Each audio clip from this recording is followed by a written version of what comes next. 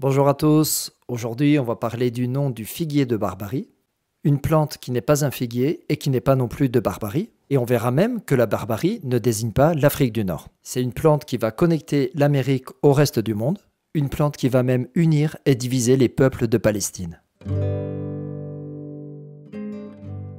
Comment imaginer les paysages du pourtour méditerranéen sans ce cactus omniprésent aujourd'hui? Et pourtant, il en était complètement absent il y a 500 ans. Quand les conquistadors espagnols vont débarquer aux Amériques, ils vont être confrontés à des animaux et à des plantes qui leur étaient totalement inconnus. Parmi ces plantes, un cactus comestible utilisé depuis des millénaires par les populations locales, un cactus qu'ils vont ramener dans les soutes de leurs bateaux dès le début du XVIe siècle. Cette plante va bien s'adapter au climat de la péninsule ibérique et surtout à celui d'Afrique du Nord, de l'Égypte au Maroc. C'est un cactus résistant, résilient et avec une capacité d'adaptation qui va lui permettre de coloniser de nouveaux territoires. C'est devenu une plante invasive et problématique dans de nombreux endroits où on doit lutter contre sa prolifération. Mais c'est pas pour parler de biologie que je prends un peu de votre temps, mais plutôt pour parler de l'histoire de Opuntia ficus indica. La langue espagnole va emprunter au moins 2 mots aux langues amérindiennes pour la nommer. Au Mexique, on l'appelle plutôt nopal, un mot d'origine nahuatl, et qui sert à définir plusieurs spécialités culinaires. Mais en espagnol, on l'appelle aussi tuno ou tuna, notamment pour désigner son fruit, et tuna est peut-être un mot issu d'une des langues éteintes des Caraïbes comme le taïno. Ce mot tuna, on le retrouve dans le nom de l'espèce Opuntia tuna, et aux îles Canaries, où le figuier de Barbarie est appelé tuno indio, le tuno d'Inde.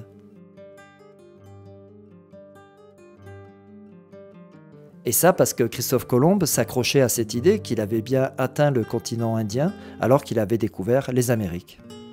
C'est pour ça qu'on continue 5 siècles plus tard à accoler ce mot Inde à plein de noms d'animaux et de plantes américaines, comme la dinde, le cochon d'Inde ou même l'œillet d'Inde, une fleur mexicaine sur laquelle il y aurait beaucoup à dire, mais c'est une autre histoire. En tout cas, c'est la même confusion géographique qui fait qu'en Afrique du Nord, on appelle Hindi ou India le figuier de Barbarie. Et comme elle n'a d'indien que le nom, en hindi, on l'appelle plutôt Nagfani, un mot qui fait référence au capuchon du cobra, le naga. Mais dans la région méditerranéenne, plusieurs langues gardent encore cette référence à l'Inde. Que ce soit en italien, en corse, en basque, en croate, en sicilien ou en turc, mais aussi de façon cachée en français, puisque le mot barbarie ne renvoie pas directement à la région berbère. Comme pour le canard de Barbarie, la barbarie du figuier désigne bien les Amériques. Les mots barbare et barbarie ont une longue histoire qui plonge dans l'Antiquité grecque pour terminer son chemin dans la modernité, et le mot barbare a servi à désigner à peu près tous les ennemis de ceux qui utilisaient le mot. Ainsi, le terme civilisation barbare a successivement désigné les Germains et les Scandinaves, les Perses, les Celtes et les Scythes, les Goths et les Vandales, les Huns, les Wisigoths et les Ostrogoths, les Avars et les Lombards, les Francs et les Suèves, les Slaves, les Mongols et les Tatars, et finalement les Libyens, sous-entendu les Berbères. Mais quand on parle de la barbarie au XVIe et XVIIe siècle, en tout cas dans le vocabulaire maritime, on parle de ce qui vient de loin, d'une autre nation, d'un autre pays, et notamment ici, des Indes occidentales. On en a encore la trace dans les vieux dictionnaires, d'où l'intérêt de leur usage quand on cherche la signification d'un mot dans son contexte historique.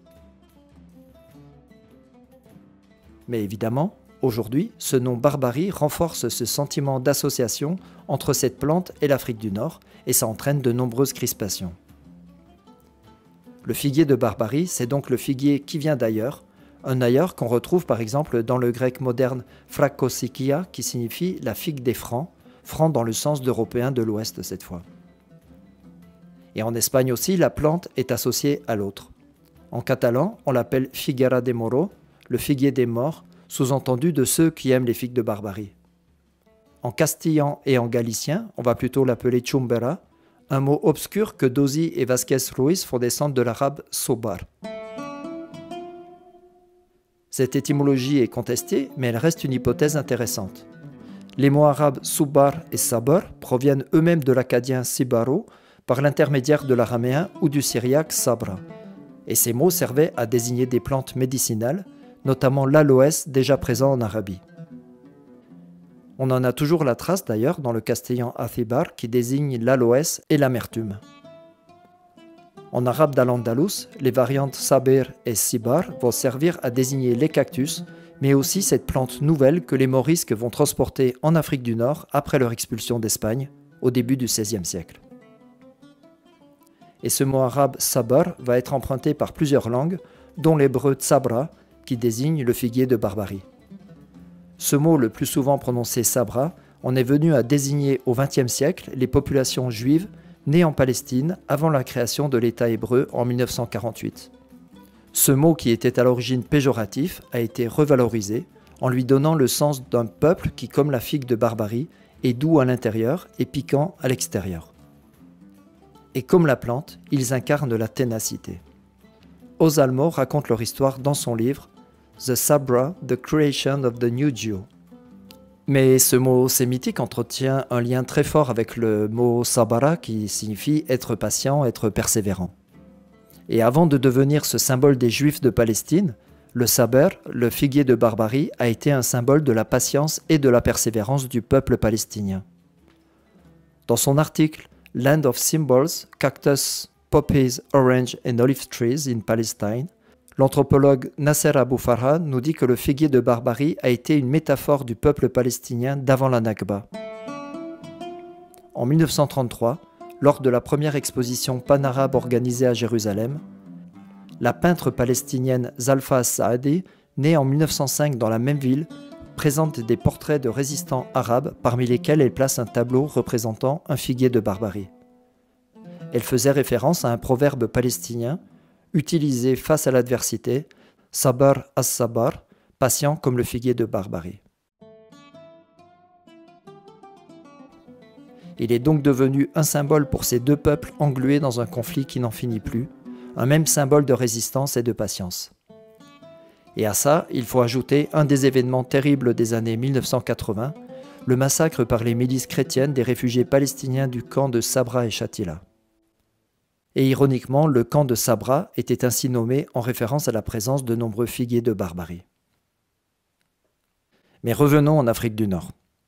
On trouve de nombreux noms vernaculaires pour désigner la plante et le fruit, dont certains qui sont très localisés et d'autres qui s'ancrent dans l'histoire. Dans certaines régions, on va l'appeler Karmus Nasara, la figue des chrétiens, avec plein de théories pour expliquer ce nom.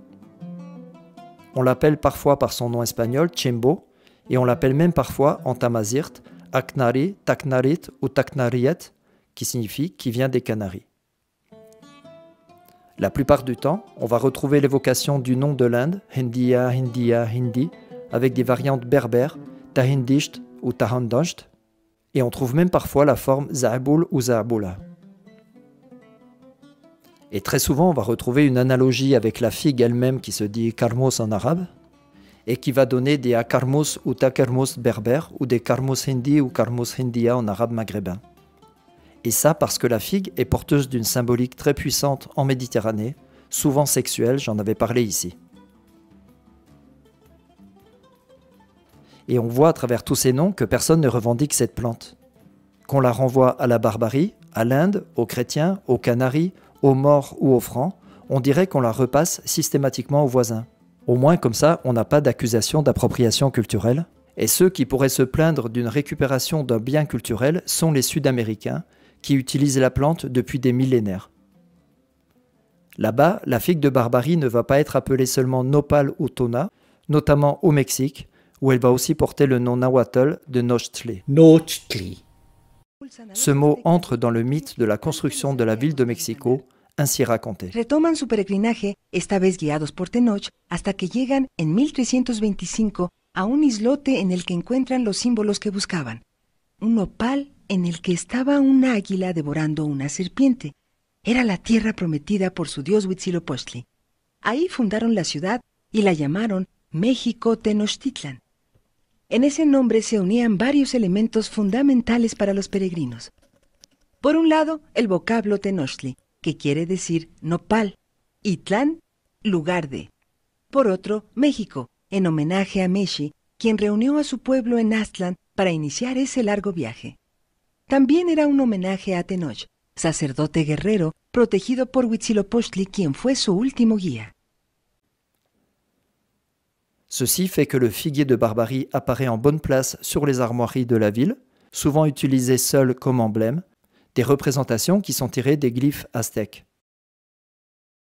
Et dans cette civilisation, la figue de Barbarie représentait le cœur et notamment celui des sacrifiés, mais c'est une autre histoire. Bref, tout ça pour dire que ce fruit n'est ni d'Inde ni de Barbarie, que la Barbarie n'est pas l'Afrique du Nord et que ce fruit n'est pas une figue. Et au final, tout le monde apprécie ce fruit modeste mais indispensable. Des Amériques à la Méditerranée, chez les Palestiniens ou chez les Israéliens, entre les Marocains et les Algériens, entre les Turcs et les Grecs, c'est définitivement un fruit qui connecte les peuples. Voilà, merci d'avoir suivi cette vidéo, merci de la partager, de la liker, de la commenter, de vous abonner à ma chaîne, et on se retrouve bientôt pour un autre sujet. Bye bye.